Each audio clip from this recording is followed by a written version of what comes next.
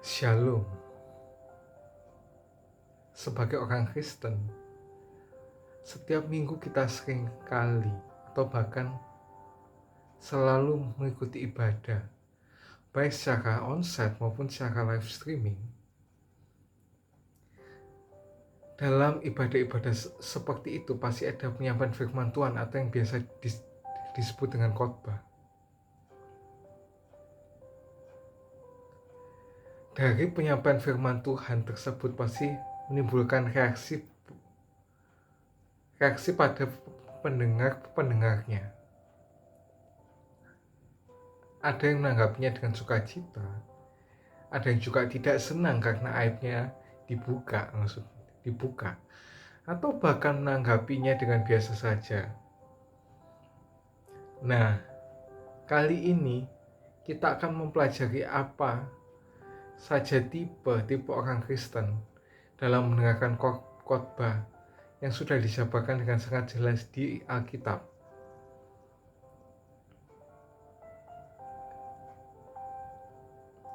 Kita buka Lukas 8 ayat 5 sampai ke 15. Mari kita baca satu persatu. Adalah seorang penabur keluar untuk menaburkan benihnya.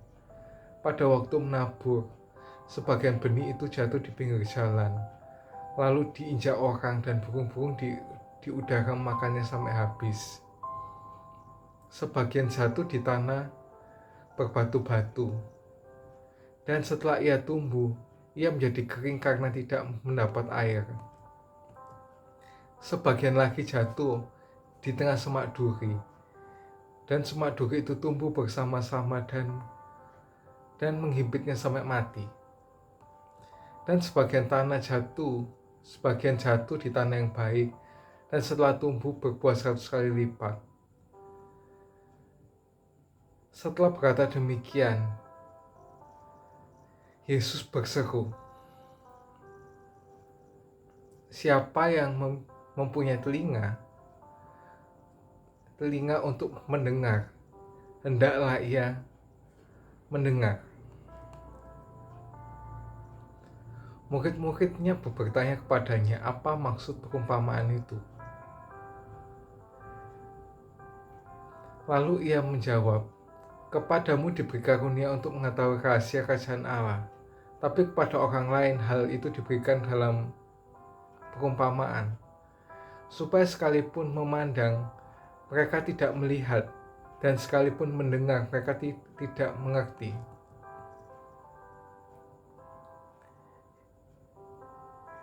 Inilah arti perumpamaan itu. Benih itu adalah firman Allah. Yang jatuh di pinggir jalan itu adalah orang yang telah mendengarnya, kemudian datanglah iblis lalu mengambil firman itu dari dalam hati mereka, supaya mereka jangan percaya dan diselamatkan.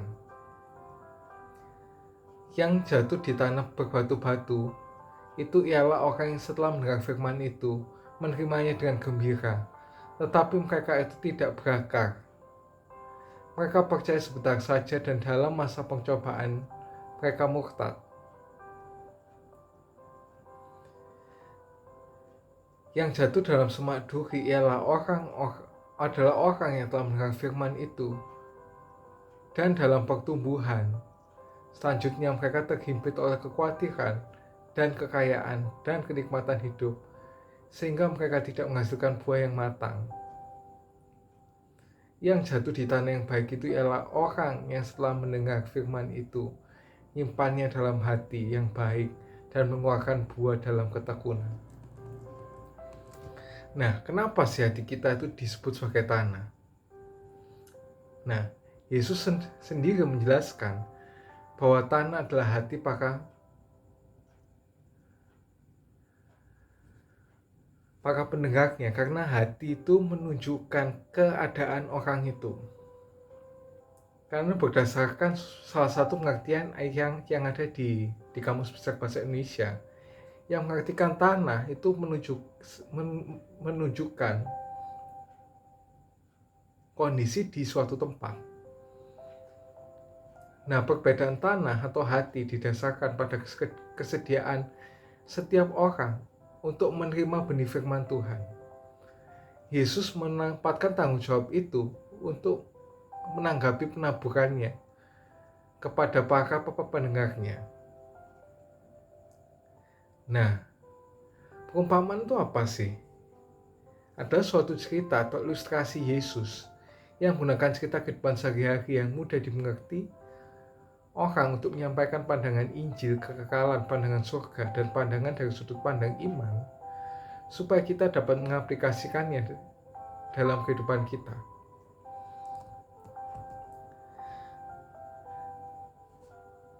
Ketika Yesus menyampaikan perumpamaan ini, maka Yesus berseru, siapa yang mempunyai telinga untuk mendengar, hendaklah ia mendengar. Ini bukan berarti bahwa orang-orang pada waktu itu tidak punya telinga dan tidak mendengar. Namun orang-orang di sana, sekalipun punya telinga, belum tentu mereka mau benar-benar mendengarkan firman Tuhan. Dan yang ini dimaksudkan Tuhan Yesus di sini ada telinga rohani atau telinga hati. Karena Tuhan Yesus sedang membicarakan tentang tanah atau hati. Nah, yang menarik dari ayat yang ke-10 tadi itu ternyata yang bertanya tentang arti perumpamaan tersebut adalah murid-murid Yesus dan bukan orang banyak yang berbondong-bondong mengikuti Yesus. Demikian juga seringkali ketika kita mendengar firman Tuhan dan tidak mengerti, maka kita hanya diam saja tanpa punya keinginan untuk mengerti firman Tuhan. Padahal untuk bisa menghidupi kebenaran firman Tuhan, kita harus mengerti firman Tuhan itu terlebih dulu. Ketika Yesus menjawab murid-muridnya dengan berkata, kepadamu diberi karunia untuk mengetahui rahasia kerajaan Allah. Maka ada sesuatu yang ingin Tuhan singkapkan pada kita, namun seringkali kita tidak peduli atau tidak membuka hati dan lebih suka hal-hal permukaan seperti berkat, mujizat, dan lain-lain. Padahal di balik semuanya itu ada yang lebih tinggi yang ingin tunjukkan kepada kita. Kalau kita tidak benar-benar mengerti firman Tuhan, maka kita bisa goyah dalam menghadapi tantangan kehidupan ini.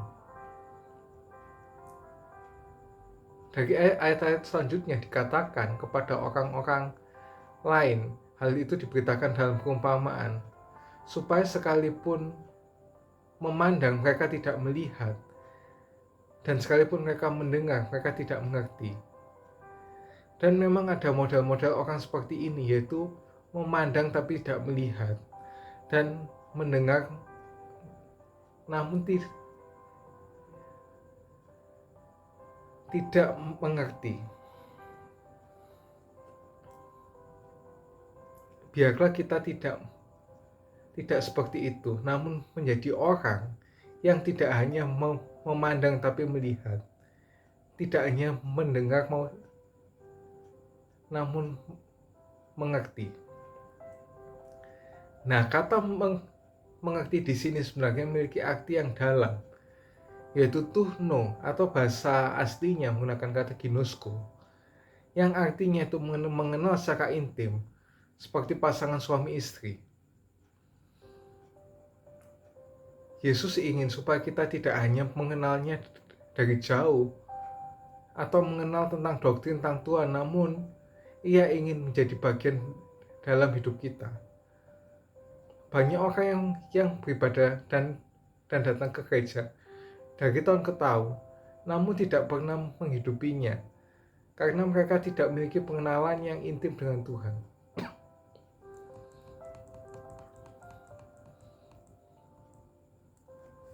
Tetapi sebelum kita masuk lebih dalam terlebih dulu, kita lihat cerita tentang pohon kurma berikut ini.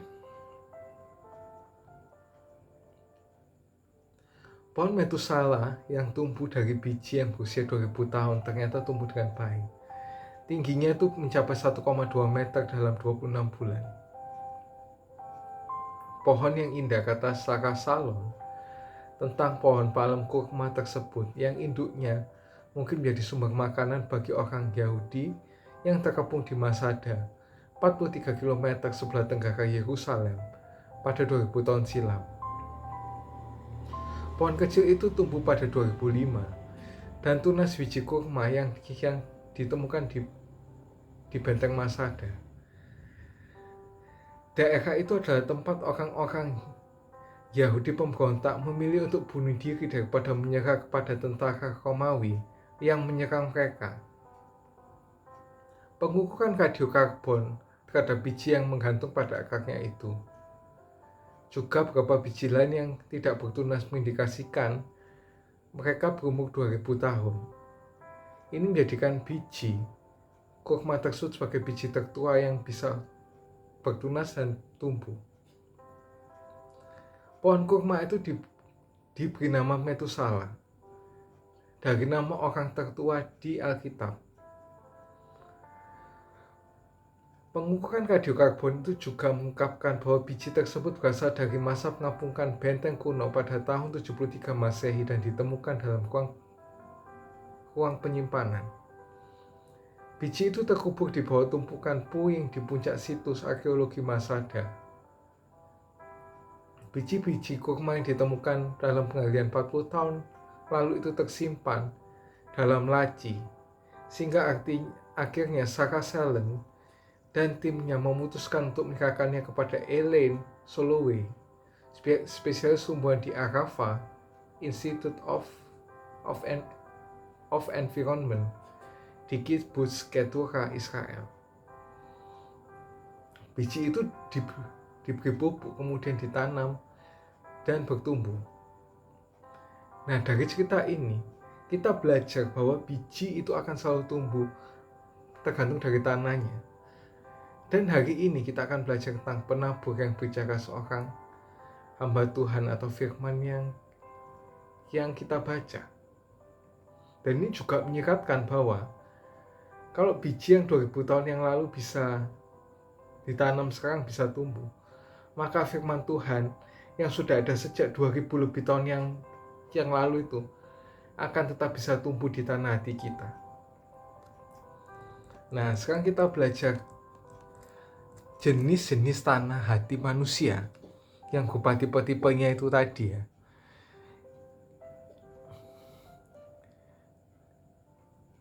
Kita baca ayat yang kelima dan ayat yang ke-12. Ada seorang penabur keluar untuk menaburkan benihnya. Pada waktu menabur, sebagian benih itu jatuh di pinggir jalan, lalu diinjak orang dan burung-burung di udara memakannya sampai habis. Ayat yang ke-12. Yang jatuh di pinggir jalan itu ialah orang yang telah mendengarnya, kemudian datanglah iblis, lalu mengambil firman itu dari dalam hati mereka supaya mereka jangan percaya dan diselamatkan. Yang pertama, ini hati yang keras.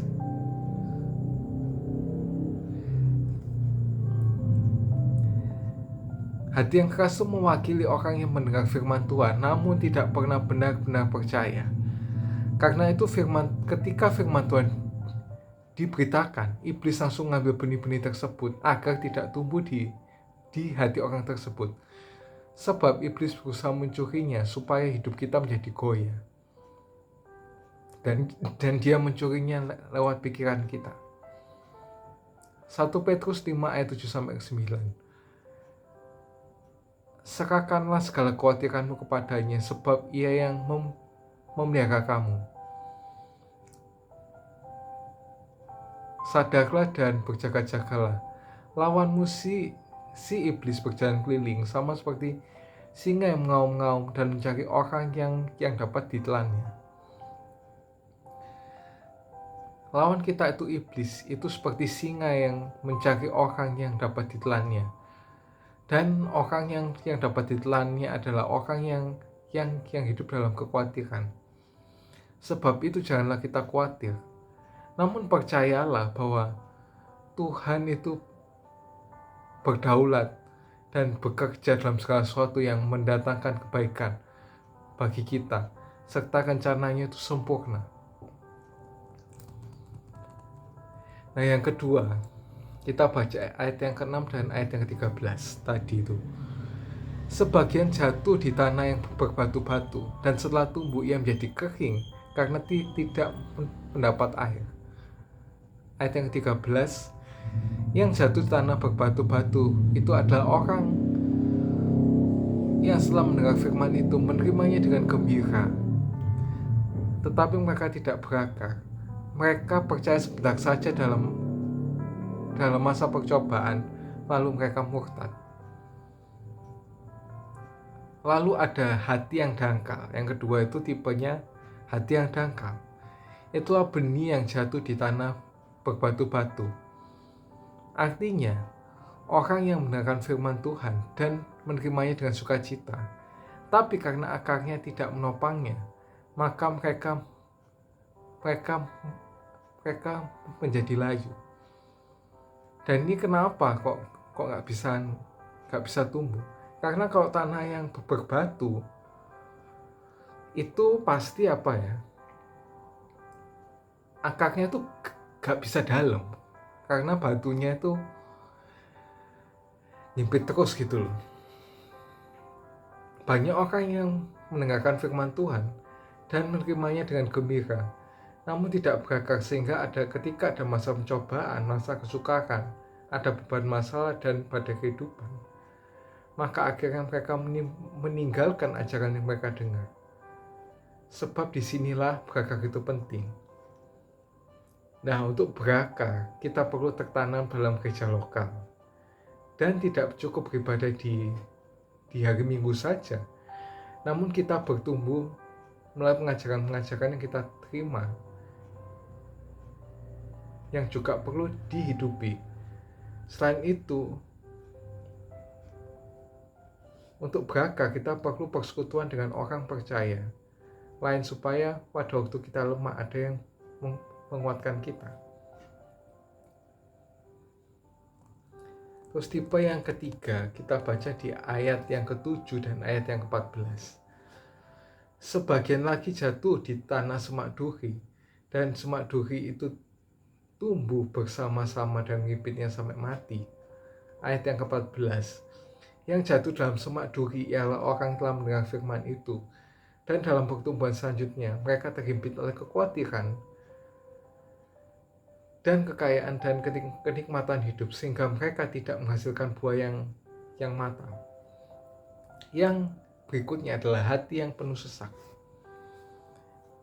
yaitu benih yang jatuh dalam tanah dan rumput yang menghambat pertumbuhannya.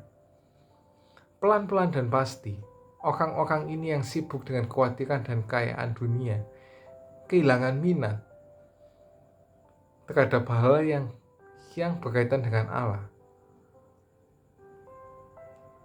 Ada yang mengalami pertumbuhan, tapi pertumbuhannya itu terhimpit oleh kekhawatiran, kekayaan, dan kesenangan dunia, sehingga tidak berbuah. Sebab itu kita butuh orang-orang yang mengingatkan kita, supaya kita tidak tersesat. Dan ini sekarang ke tipe yang terakhir, di ayat 8a dan ayat yang 15. Dan sebagian jatuh tanah yang baik, dan setelah tumbuh berbuah 100 kali lipat. Dan ayat yang 15, yang jatuh di tanah yang baik itu adalah orang yang mendengar firman itu, menyimpannya dalam hati yang baik, dan mengeluarkan buah dalam ketekunan. Nah, yang terakhir ini adalah hati yang berbuah, yang menerima firman Tuhan. Benih yang jatuh di tanah yang baik dan tanaman menghasilkan panen yang melimpah. Firman itu akan selalu kita ingat, dan firman yang telah kita lakukan.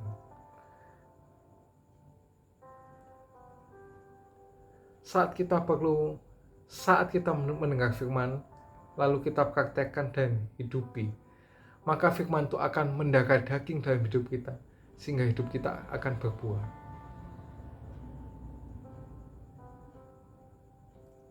Maka itu tadi di ayat 10 kan dikatakan, ayat 10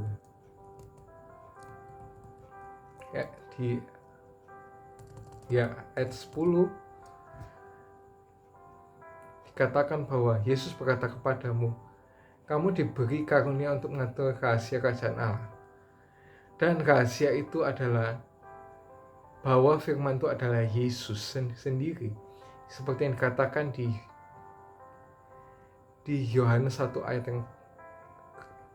yang ke-1. Jadi kebenaran itu bukanlah teori yang dipelajari, namun pribadi yang perlu kita kenal, yaitu Yesus Kristus. Dia datang untuk mengasihi kita, menebus kita, dan memberikan kita segala-galanya bagi kita. Dan untuk mengenal Dia, maka kita perlu membaca firman, sebab firman itu adalah sukacitanya Tuhan sendiri. Kasih karunia itu bukan pengetahuan, tetapi pribadi Yesus Kristus yang ada dalam hati kita. Dan kita harus melihat segala hal yang ada di dalam firman Tuhan itu dengan kacamatanya Kristus. Maka itu di Roma 10 ayat yang ke-17 dikatakan, iman itu timbul dari pendengaran, dan pendengaran oleh firman Kristus. Lalu di Yakobus 1 ayat ke-21 berkata, karena itu buanglah segala kotoran dan kejahatan yang melimpah, dan terima dengan lemah lembut firman tertanam di hatimu, yang mampu menyelamatkan jiwamu. Kitalah yang menentukan akan seperti apa tanah hati kita nantinya. Kitalah yang menentukan apa kita memiliki hati yang keras, hati yang dangkal, hati yang penuh sesak, atau hati yang reseptif. Inilah yang dimaksud di Yakobus 1 ayat 21 tadi. Jadi, firman Tuhan tidak dapat bekerja dalam hidup kita kecuali kita memiliki hati yang mau menerima firman itu. Berbahagialah siapa orang yang membaca, mendengar firman Tuhan itu, merenungkannya, dan bahkan melakukannya dalam kehidupan sehari-hari. Ia seperti orang yang membangun rumah di atas batu, dan apabila ada angin yang menerjangnya, rumah itu tidak akan roboh. Amin. Jangan lupa like, subscribe, dan share jika kalian terberkati dengan konten ini. See you.